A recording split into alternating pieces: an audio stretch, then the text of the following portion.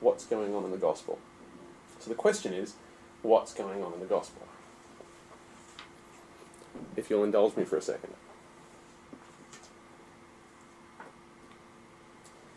In the beginning was the Word, and the Word was with God, and the Word was God. He was with God in the beginning. Through him all things were made. Without him nothing was made that has been made. In him was life, and the life was the light of men. The light shines in the darkness, but the darkness has not understood it. There came a man who was sent from God. His name was John. He came as a witness to testify concerning that light, so that through him all men might believe. He himself was not the light. He came only as a witness to the light. The true light that gives light to every man was coming into the world. He was in the world, and though the world was made through him, the world did not recognize him. He came to that which was his own, but his own did not receive him.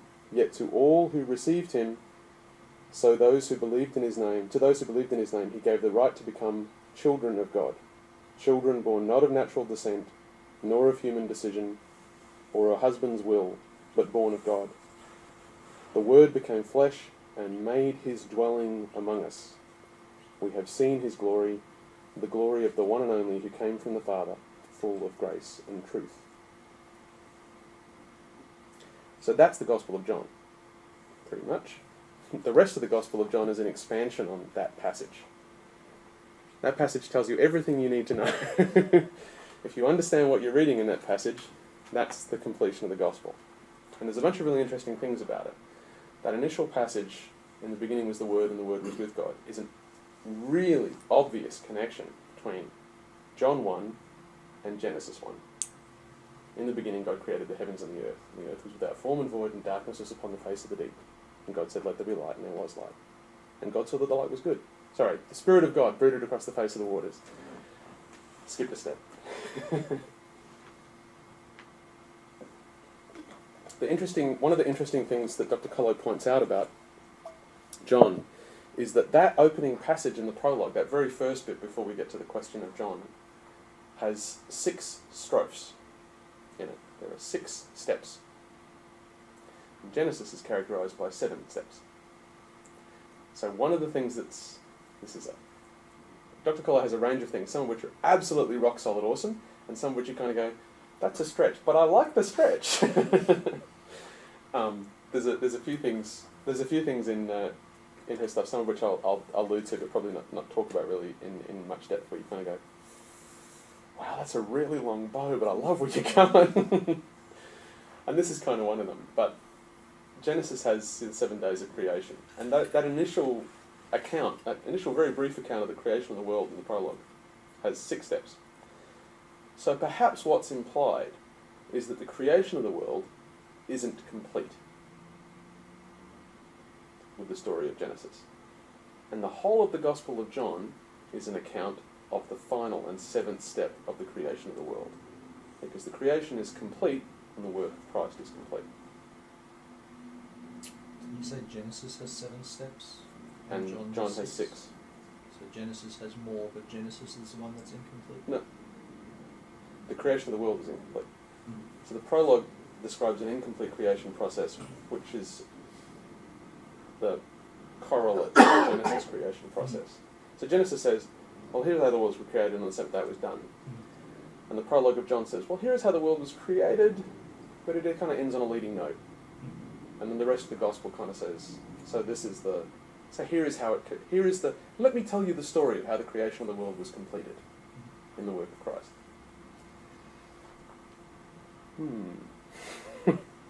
I'm going to leave that open because I can't remember it all from memory. The Word became flesh and made his dwelling among us. We have seen his glory. The glory is the one and only who came from the Father, full of grace and truth. So, let's briefly talk about the symbol of the temple. The religious and social function that the temple served in first century Palestine was to make the presence of God personal and sensory and accessible. By going to Jerusalem and walking into the temple precinct, a Jew in the first century knew they were coming close to the presence of God. And the full presence in the Holy of Holies was only available to the high priest, but everyone, by getting close to the temple, knew that when they were offering sacrifice, or when they were giving prayer or offering praise, They were offering it to the actual real presence of God. It was sensory, it had smells and sounds and, sights and all sorts of things that you could actually access it as a human being. Because God in his and her fullness is transcendent and not accessible to human beings. So the purpose of the temple is to kind of say, here's the portico, if you like, to the divine presence. The concern for Jews through the Second Temple period was always, how do I find wisdom? Where do I get access to God's wisdom? How can I find what is the right way to live and how I'm to go about life?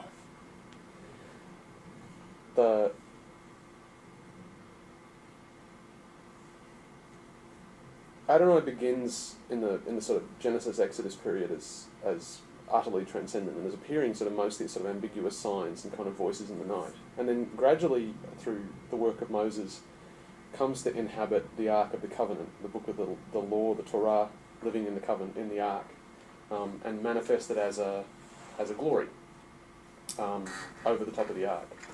And also in the tent of meeting, Moses would erect a tent outside camp, where he would go to speak to God, but then also other people could go and sit in the tent and speak to God. And God didn't appear in the tent, God appeared somewhere outside the tent.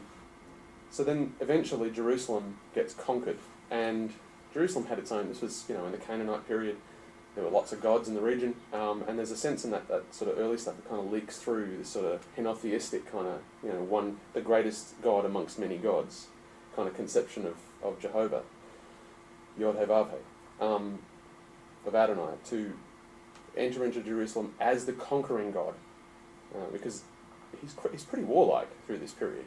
The ark is a war standard. The people carry the ark before them at the head of the troop of battle to conquer the opposing nations. Right?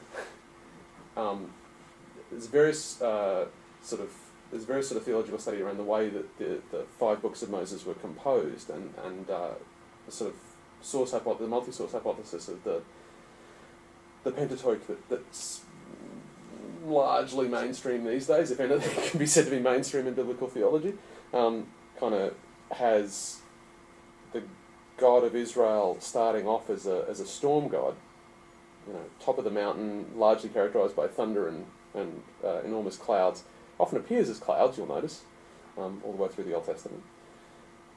Through the Hebrew Bible, I beg your pardon. And that storm god kind of rolls in, as a vast conquering force into Jerusalem, and becomes the one God, really, by just conquering all the other gods in the kind of early history of Israel. Jerusalem's conquered, and Mount Sinai becomes the dwelling place of God. And the building of the first temple by Solomon, is promised by David and then accomplished by Solomon. Gazes at other people, hoping for a nod. Yes? Yes? Wow, you're scary when you do that. You're looking at me? Yeah. No, I'm confused. I would assume so. My New Testament's a lot better. So. Cool, no worries. So the final building of the temple becomes a way of sort of accommodating both the concept of the ark, the actual presence of God in the law, because Torah comes to live in the temple, and the tent of meeting, where you can come in order to ask questions of God and to request things and to offer praise and so on. So the temple becomes the dwelling place of God. So the people of Israel, and there's a few bumps on the road, there's the first temple, there's the invasion, there's the destruction, there's the exile, there's the return, there's the building of the second temple. But let's just pretend the whole thing's contiguous and call it the temple. So not. The 2 phases are so completely distinct. But from a symbolic point of view, from the point of a first century Jew in Palestine, let's just say it's one temple. The temple functions in first century Palestine as the kind of unambiguous, more or less, dwelling place of the God of Israel. So, great. That's where we're at. What happens next? The question of what's being accomplished by Christ with respect to the symbol of the temple in the Gospel of John, I think, is interesting. So what Dr. Coloe proposes, and this is a bunch of this is sort of theologically pretty uncontroversial, what's accomplished by Christ in the fourth Gospel is not God's humiliation, but God's incarnation. So God takes on flesh. and becomes human in the fourth gospel. Also, to relate to that earlier concern, which you see through the wisdom books in the kind of intertestamental period, if you like, in the sort of 300-400 years in Babylonian exile, particularly during the exilic period, and then the post-exilic period up to the time we associate with the ministry of Christ. What is wisdom? What is God's wisdom? How can I come to know wisdom? How can I understand how to live life? How can I understand what is good and how life reaches its fullness? So as well as the incarnation of the divine per se, the Gospel of John tells us the story of the enfleshing of God's wisdom, of Sophia. And this is an interesting, so there's an interesting perspective in which God's wisdom, Sophia, wisdom herself, is transcendent in the exilic period. We know God's wisdom through what God has done, through how God speaks to us through Torah. From a Christian perspective, with the birth of Christ, wisdom takes on human form. So Sophia becomes Christ in that incarnate persona. Okay, so then we've got to answer the question, and then what happens after that, right? But what's being accomplished in the fourth gospel is a story that's being told us of how do we know God's wisdom? We hang with Jesus. To kind of give the game away, you hang out with Jesus. There's a guy. He is the actual incarnation of God's wisdom. If you want to know how life is to be lived to the full, there's this bloke from Nazareth. You should go hang out with him. The third thing is, what's also accomplished is the gift of law, which is one of the classical gifts of Adonai in the Hebrew Bible, that Christ accomplishes the gift of giving of the law. How are we to know what to do? How are we to know what is right behaviour? And finally, and kind of significantly, to kind of wrap this all up, to kind of carry on this notion from the prologue, what's accomplished in the story of the fourth gospel is a new Genesis. Christ accomplishes an entirely new creation, in which a new relationship between humanity and deity is brought to a head. Pretty much kind of very neatly in a narrative close of the whole gospel. There's a key point. Dum-de-dum-de-dum. The Word became flesh and made his dwelling among us. We have seen his glory, the glory of the one and only, who came from the Father, full of grace and truth. That verb, made his dwelling among us. I think I've got the right verb. Hang on.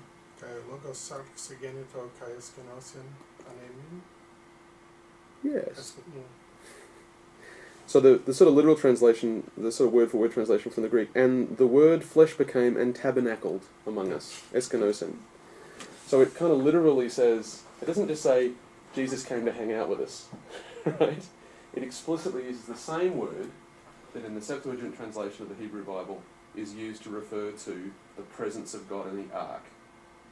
So it's not just that Christ comes to hang out, it's that Christ tabernacles amongst us. He dwells with us as God dwelt with us in the desert. Massenburg Ford makes a great deal of that tabernacle. I think it's just spot on. So the final, John 1:16, from the fullness of his grace we have received one blessing after another. For the law was given through Moses, grace and truth came through Jesus Christ. No one has ever seen God, but God, the one and only, who is at the Father's side, has made him known. So, that's the bit I didn't read out, sorry, from the prologue. But that kind of summarises, again, this is the work of Christ in the fourth gospel. Kind of holding on so far? Think you're kind of alright? It's all good? None of this is particularly controversial. And this is kind of, if you've come from a traditional Christian background, or if you've read traditional Christian theology, nothing that comes through this will be unfamiliar. But what's tricky is that what became the Orthodox/Catholic tradition is the mixing of various views on who Christ was and what humanity's relationship to God was. And various aspects of one part of the New Testament came to hold sway over some parts of that, and various came to hold sway over other parts of that. So most Orthodox and Catholic Christians lean on the Gospel of John for the notion that, of the Trinitarian notion, the notion that Christ was God, that Jesus in his Christhood is deity. And then the rest of it's kind of like, we'll go somewhere else. Why did he get put on the cross? Well, we'll go to Paul for that and get some redemption theology, What is he telling us to do? Well, we'll go to Matthew and we'll read all the parables as though they were simple statements of how you go down to the shop, rather than treating them as wisdom teachings. And so each of the Gospels and the pastoral epistles and so on provide a sort of drawn on by the mainstream sort of Catholic tradition to provide different aspects of what became being a Christian. So from a Johannite perspective, though, to me, we're kind of taking John undiluted. So I would make the claim, gazes at bishops and waits for someone to say, no, that's completely wrong. Heresy! I would kind of say that with respect to how we hold a Christian theology, we hold a Christian theology in the sense that we take what the Gospel of John says and we elevate it and turn the volume on John up to almost drown out everything else. So Matthew's still great because the parables in Matthew are just dynamite wisdom teachings that blow your brain open. And Paul's really handy in places. Paul says some terrific things. We still use Paul's teaching from Corinthians on love in the marriage service because it's just such a beautiful piece of poetry. Well, I think one thing that has to be remembered is that, and this is something that I'll go into a little bit more detail, but not much more because I'm no scholar, I'm just a priest, in the thing I'll be talking about for the community of John, but that, primarily the Gospel of John originally, was first taken in by would-be heretics, by, soon to be Gnostics before it was taken in by what we would know as the mainstream church. And the thing that makes John acceptable to the great church, which is what Raymond Brown calls the Apostolic Church or the Orthodox Church, is only because it's viewed through the lens of the epistles. Right. Later on, that it kind of tempers some of those ideas that can be taken the quote-unquote wrong way, the way we take them. That without that modification, without the epistles, standing next to the Gospel of John, interjecting every once in a while, well, what he really meant to say was, so we don't view the Gospel of John through the lens of the epistles. We just view the Gospel of John, and that the epistles are useful to us as a kind of, this is kind of how the guys down the block see it, and that kind of contrast also serves to highlight the way we see it. Yeah. So. And of course the flip side of that is, had it not been for the Johannine epistles and the final acceptability of the gospel in that context to the Orthodox, as the Orthodox Catholic tradition began to become preeminent, we probably wouldn't have the Gospel of John. Mm. It may well have gone the way of the Gospel of Philip and Thomas, and only sort of perhaps found in a cache near St. Pachomius Monastery in 1945, and perhaps not. Perhaps this great work would have been lost to us had it not been filtered through that more acceptable lens to kind of be taken up by the mainstream. So, What Gospels don't we have? Yes, indeed. Are you saying, just taking it back to that Espinozan, are they saying that Jesus was effectively the tabernacle, or the temple, which partly contains the tabernacle but contains parts that aren't the tabernacle, and therefore that are kind of more accessible in that way? Which I guess is that question of, is Jesus more of an avatar, mm-hmm. In that sense, mm-hmm. or is Jesus